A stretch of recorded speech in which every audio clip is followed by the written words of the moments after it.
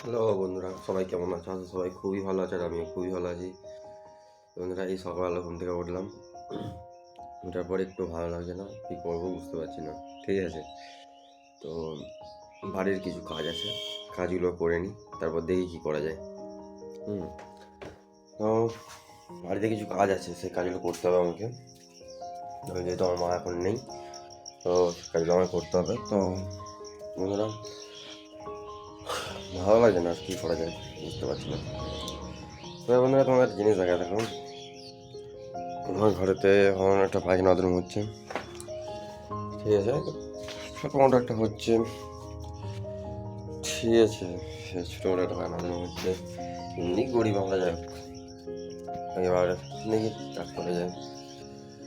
তো একটু বাড়ির কাজগুলো করে নিতে হবে আমাকে। দেখি কী কাজ করা যায়, তোমায় দেখাচ্ছি। দেখো, যেমন আমাকে খড় কাটতে হবে, কিছু কিছু খড় কাটতে হবে। আর গরুর গোয়ালে ঢুকতে হবে। গরুর গোয়ালে ঢুকে গরুগুলো আছে, তো ওদের এখন এই যে চোনাটা হয় না, এই ওই চোনাটা পরিষ্কার করে দিতে হবে। এখন কী করি, এই যে গরুর গোয়ালে ফ্যানটা চালিয়ে দিতে হবে আমাকে। ঠিক আছে, তো তার জন্য এখানে সুইচও আছে। ফ্যানটা আমি চালিয়ে দিলাম, হাওয়াটা খাক। আর আমি আমার কাজটা করে নিয়ে আবার আসছি, দাঁড়াও, আমি কিন্তু চলে আসবো। হ্যালো বন্ধুরা, আমি চলে এসেছি, কাজ আমার হয়ে গেছে। তো আমি কাজ শেষ করে চলে এসেছি। এখন এই আমার ঠাকুরতলা, এটা আমাদের মেলা হয়। ঠিক আছে, তো আমি এগুলো পের করে একটু বাগানের দিকে যাওয়ার চেষ্টা করছি। বাগানের দিকে যাবো এখন, একটু ওখানে গিয়ে একটু রেস্ট নেবো ভাবছি। তো এই যে আমাদের বাগান দেখা যাচ্ছে, আমাদের আম বাগানই যেগুলো বলে আর কি। ঠিক আছে, মানে লাহার বাগান বলে আমাদের, এটা বাগান টাগান নামে পরিচিত। ঠিক আছে, দেখো চারিধারে সবুজ মাঠ। হ্যাঁ, আর ওই সাইডটা বাগান আছে, আর এই সাইডে একটা বাগান আছে, তোমরা দেখতে পাচ্ছ। এই সাইডে একটা বাগান আছে, এই একটা বাগান। ঠিক আছে, আর আমি বাগান ঢুকছি, এই যে বাগানের গেট। ঠিক আছে, এই যে বাগানের গেট। বাগানে তবে তার জন্য জায়গা আছে যদিও, তবে এই বাগানটা আগে খুব সুন্দর ছিল। এখন একটু হয়তো বাগানটা খারাপ হয়ে গেছে, তবে এই বাগানটা খুব সুন্দর ছিল এক সময়। ঠিক আছে, মানে ওই সময় মালিক ছিল তখন খুব বেশি। এখন যে মানে রক্ষা করতো বাগানটাকে, সে এখন আর কি আমাদের মধ্যে আর কি নেই। তাই জন্য আর কি এই বাগানটার এই অবস্থা, এই অবনতি। ঠিক আছে, বাগানটার অবস্থা তোমরা কি দেখতেই পাচ্ছ। ঠিক আছে, তবে এই বাগানে বিশেষত হচ্ছে এটা কি, যে এখানে অনেক রকমের গাছ আছে, যেমন কামড়া গাছ আছে, শাল সেগুন যেগুলো থাকবে। ঠিক আছে, তবে সবেদা, আম আছে 12 মাসে, কেন গাছ, অনেক রকমের গাছ আছে। প্রায় 100রও বেশি প্রজাতির আম গাছ এখানে আছে। ঠিক আছে, আর কিছু না হলেও 350 থেকে 400রও বেশি আম গাছ আছে, আর 700 থেকে 800রও বেশি সুপারি গাছ আছে। এখানে সুপারি গাছের বাগান ওটা।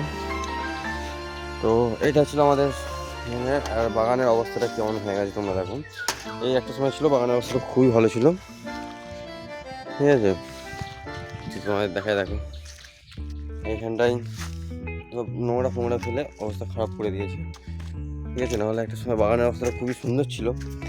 আর এখন তো এই মুকুল ফুকুল ঝরে, মানে মুকুল ফুকুল পড়ে বাগানের অবস্থাটা হয়ে গেছে। এটা কিন্তু বাগানের অবস্থাটা খুবই ভালো ছিল। ঠিক আছে, আর এই বাগানটা এমনি খুবই সুন্দর ছিল।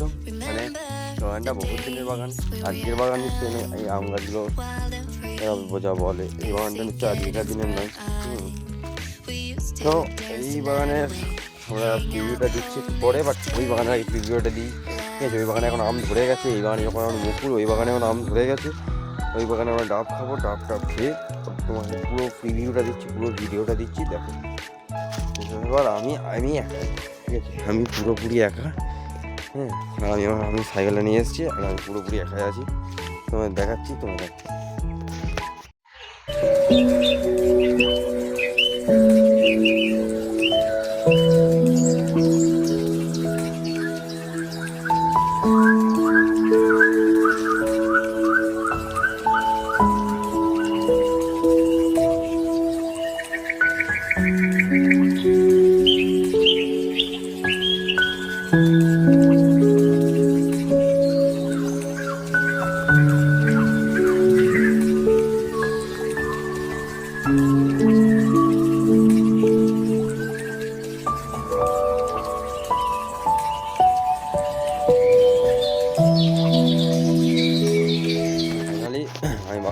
বেরিয়ে পড়লাম।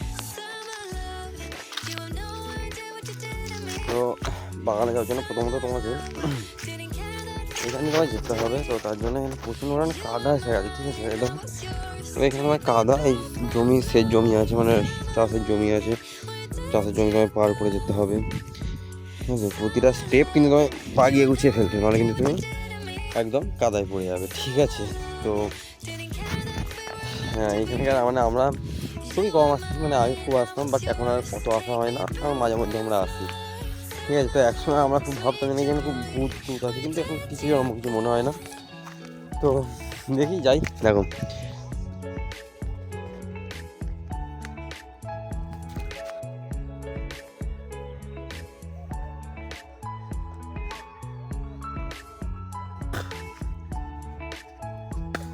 কত সুন্দর লাগছে না ওটা।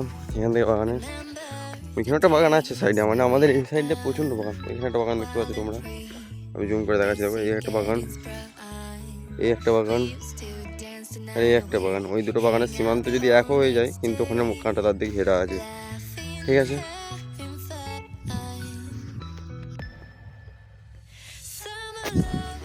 আর সত্যি কথা বলতে গেলে এই বাগানে আগে আমরা খুব বন্ধু থাকতাম, ঠিক আছে।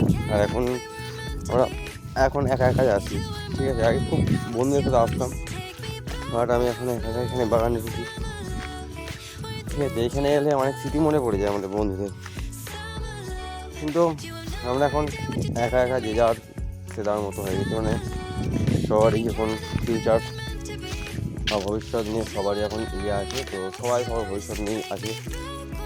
তো সত্যি বলতে বলতে ভবিষ্যৎ নিয়ে থাকাটাই জরুরি, ঠিক আছে। কারণ আজকের কিছু সুখের কারণে কালকের ভবিষ্যৎটা হারিয়ে যাক বা ভবিষ্যৎটা অন্ধকারে ঢুকে যাক, তা আমরা কেউই চাই না। তো তাই জন্য এই জিনিসটা যাই হোক, দেখো এলাকা এইটা ছিল, মানে যে বাগানটা আর কি যে পাহারা দিত তার ঘর ছিল এটা, ঠিক আছে।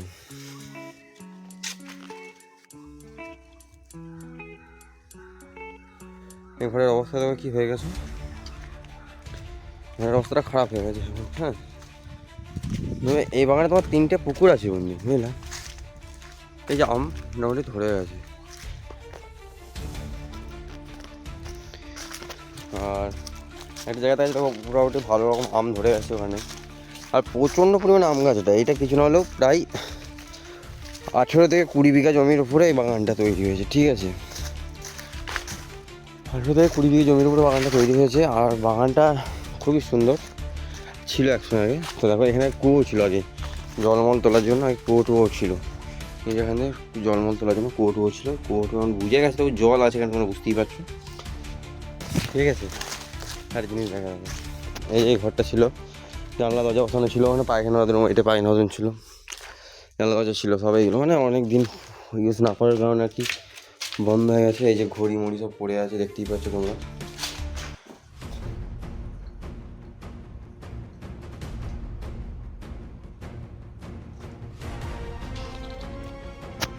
ঠিক আছে, এই যে একটা পুকুর, ওই একটা পুকুর দেখালাম, একটা পুকুর, ওপারে একটা পুকুর আছে, এটাকে হাঁসের খোল ছিল, এখন শিয়াল করা শেষে থাকে, ঠিক আছে।